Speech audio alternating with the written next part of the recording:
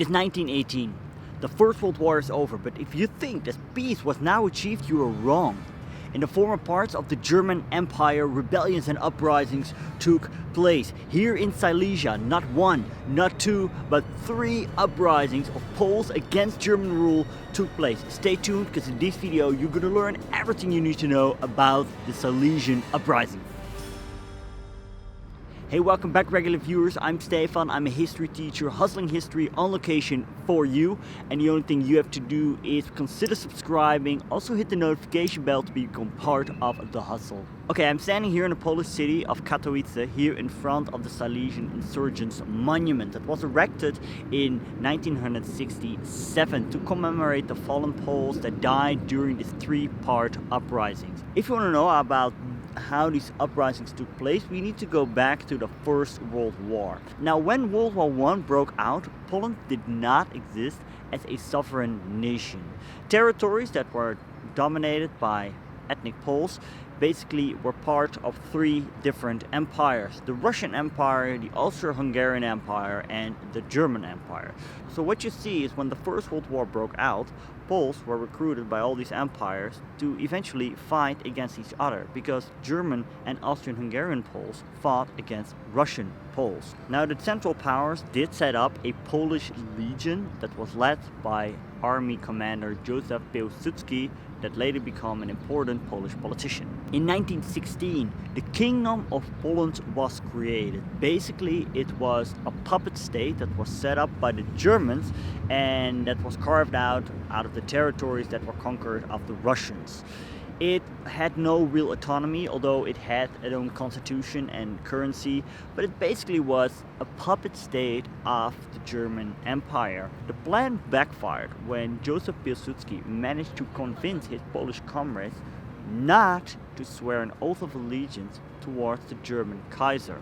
For this, Piłsudski was arrested and the Polish Legion disbanded. After the failed German spring offensive, the Germans had to retreat, and eventually on the 9th of November 1918, the German Kaiser abdicated.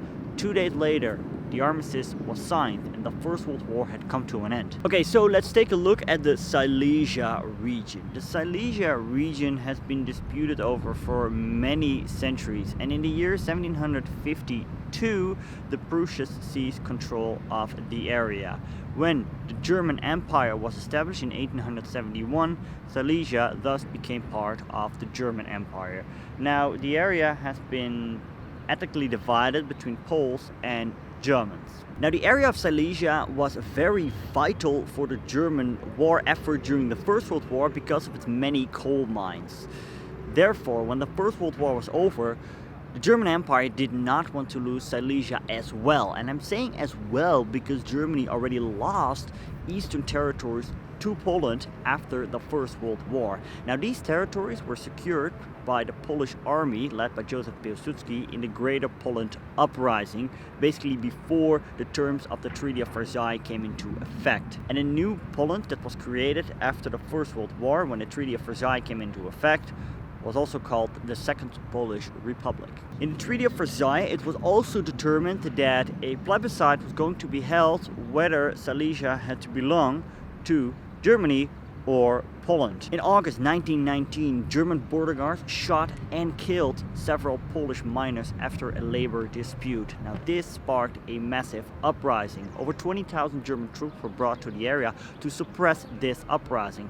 Countless Poles were executed and even more fled to Poland. Allied soldiers were brought to the area to intervene.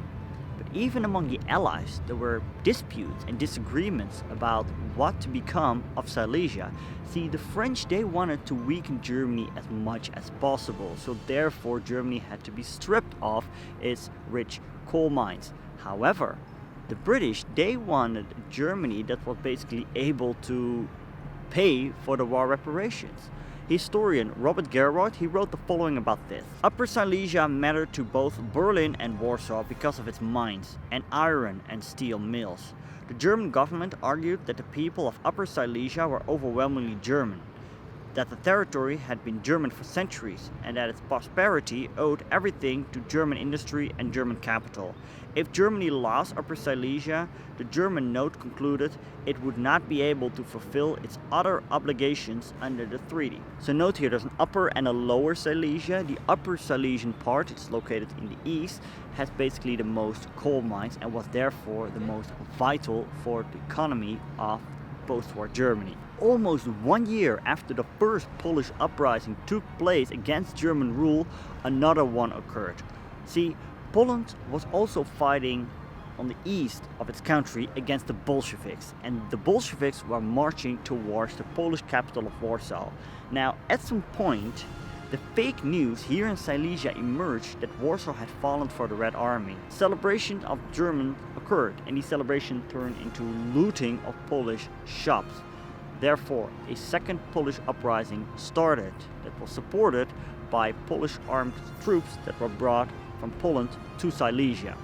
Now, the elite soldiers, who were too few in numbers, were not able to intervene, and after a month of negotiations, a ceasefire was finally achieved. Agreed was that Poles were now allowed in local governments and that 50% of the police force had to be Polish. On the 20th of March 1921, the referendum was held, and it turned out that more people voted to remain part of Germany. In May that year, Polish insurgents made their move to secure the eastern parts of Upper Silesia. Led by Wojciech Korfanty and his Wawelberg Group, they blew up German railway tracks and bridges and caught the Germans by surprise. German troops, however, eventually did manage to halt several Polish attacks, sometimes with British and Italian help, who were part of the allied troops that were stationed there. Yet the French did nothing. It led to a ceasefire. So what had to become of this territory? Well, that was to be decided by the League of Nations that was established after the First World War and was basically the predecessor of the United Nations. The League of Nations decided that Upper Silesia was going to be splitted.